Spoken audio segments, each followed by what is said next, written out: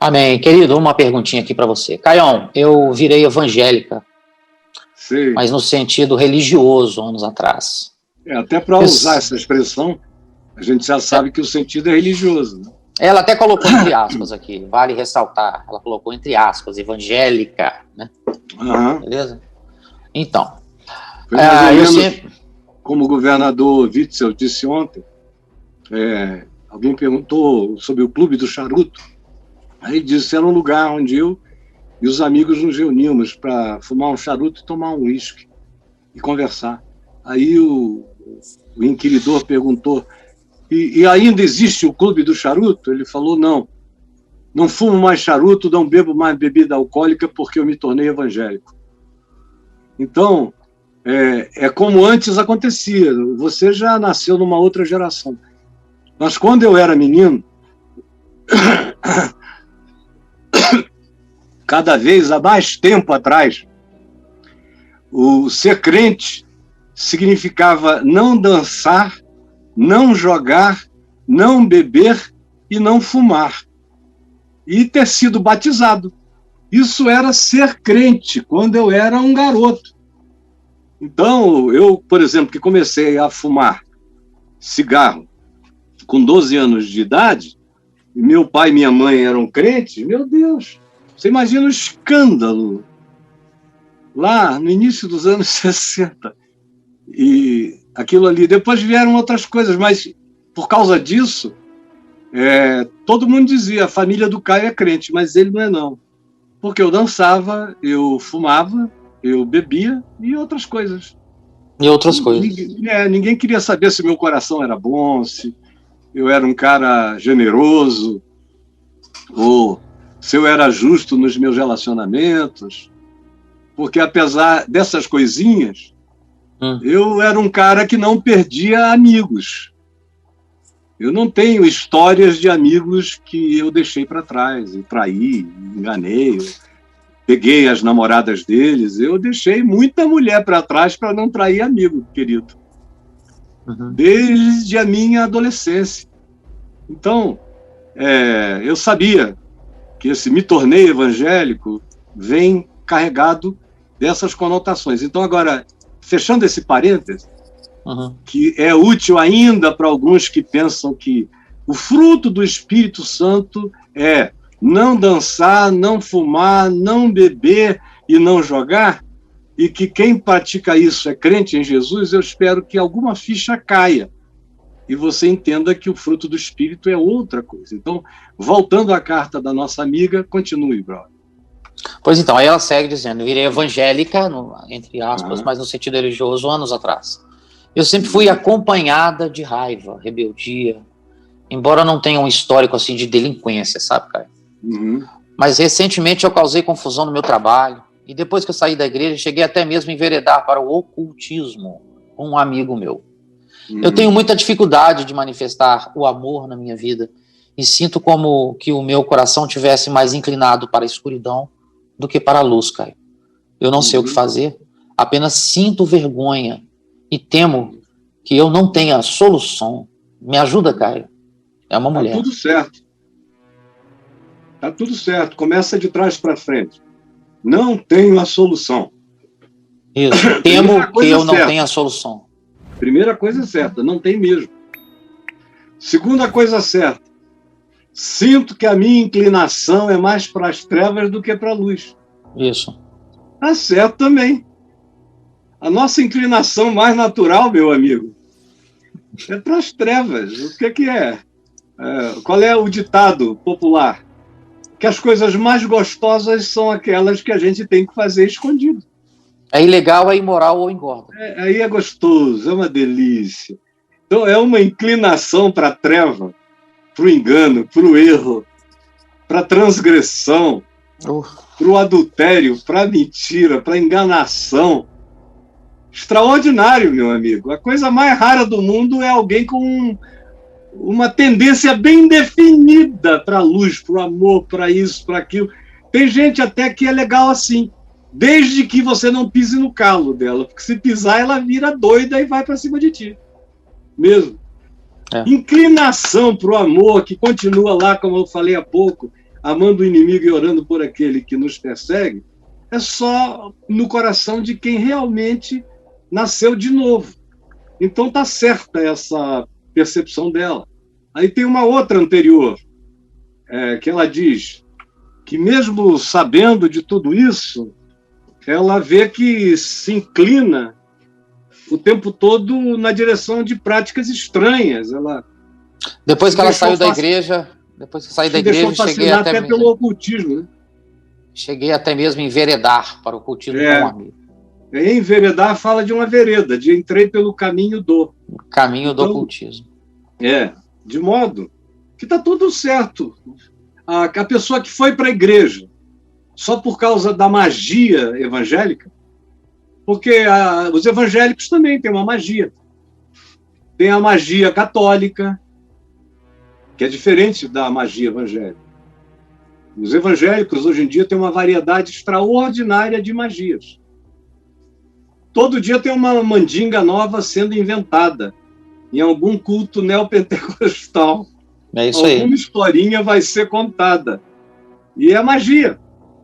É tudo magia. Por exemplo, Covid não pega em quem dá o dízimo e está presente ao culto. Isso. E aí tem gente se ferrando. O R.R. Soares, que no início da pandemia dizia que isso era um demônio, que ia sair em nome de Jesus, que a oração da fé curava isso tudo, acabou com o Covid, passando muito mal. E como ele, milhares de pastores evangélicos que prometeram a terra de Gósen para os crentes, aquela terra do povo hebreu no Egito, onde a pedra não caía, não ficava escuro, a praga não pegava e etc. Disseram que seria assim, e eu avisei aqui. Eu falei, bem no início da pandemia, vão surgir aqueles dizendo que vocês têm que continuar a ir aos cultos. Isso foi antes de haver proibição. Tem que continuar a ir. Antes de lockdown, né, cara? Antes de lockdown. Eu falei, eles vão dizer para você que eles não podem ficar com a igreja aberta, o templo sem gente, sem dinheiro. Frequência é grana. E especialmente esses que vivem desse modo. Eu falei que as igrejas históricas não sofreriam disso, como não sofreram. Mas as demais, o pessoal da mandinga, do culto à mandinga evangélica, sofreu. Outro dia eu estava vendo aqui, conversando com uma pessoa amiga do mundo político, que eu não posso mencionar o nome dela pela expressão que ela tem.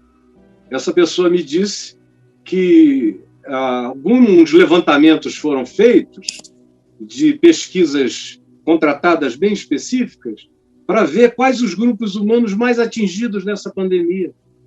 E os evangélicos, cara, o grupo religioso que mais pegou Covid na pandemia foram os evangélicos. Que isso, cara. Não foi o pessoal da Umbanda, Quimbanda, Candomblé, das igrejas católicas, não. Foram os evangélicos negacionistas. Os mesmos que dizem que Deus criou a Terra plana. Então,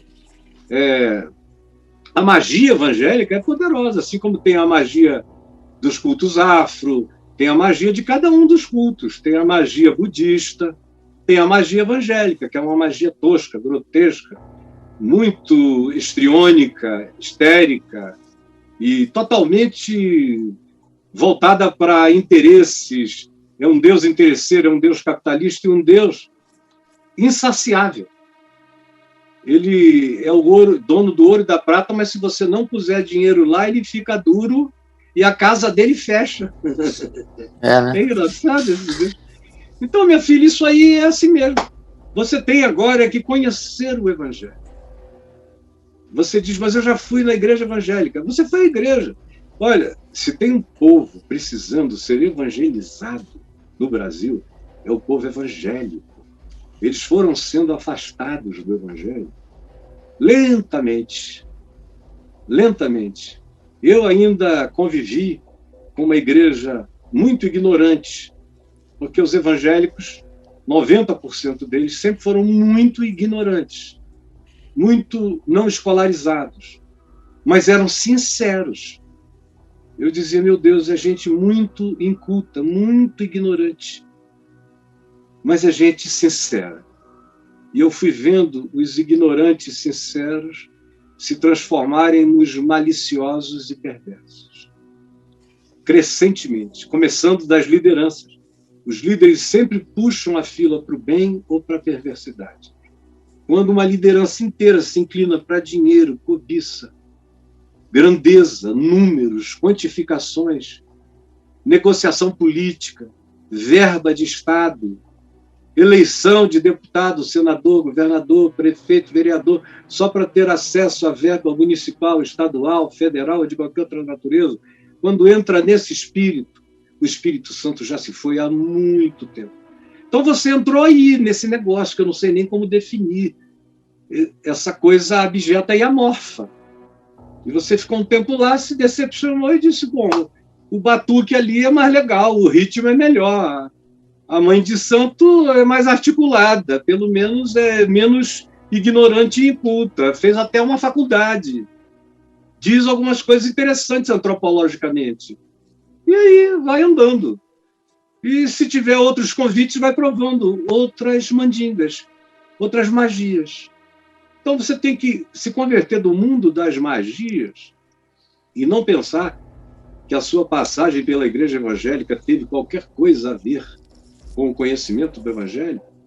Você só foi atingido por uma gritaria histriônica terrível e gente pulando, e gente rodando, e gente malucando-se. Mas você não conheceu nada, você só ouvia aquele nome lá, Jesus, Jesus, Jesus, nada de palavra, nada de consistência, nada de entendimento, nada de compreensão. Então agora chegou a hora de você conhecer o Evangelho, minha filha, conhecer mesmo. E eu convido você a entrar num curso meu chamado O Caminho do Discípulo. Caminho do Discípulo. Tem livro, tem e-book e tem vídeos do Caminho do Discípulo. Acho que se o Braulio escrever aí O Caminho do Discípulo, deve indicar em que condição mais favorável você pode encontrar. Cara, eu digitei aqui no portal, Caio, 598 ocorrências. Quanto? Digitei no portal caifab.net 598 ocorrências, O Caminho do Discípulo. Tá aqui, ó. Tá no On Demand, tá bom? O curso aqui, ó. Tá vendo? Falado por mim durante 4 anos. Tudo vídeo, ó. Olha aí. E tudo espontâneo, não tem uma única anotação. É isso aí. Foi o que foi saindo. E eu não psicografo, mas eu sei que isso é iluminado pelo Espírito de Deus. Vá, faça, comece, caminho do discípulo, persevere, minha filha.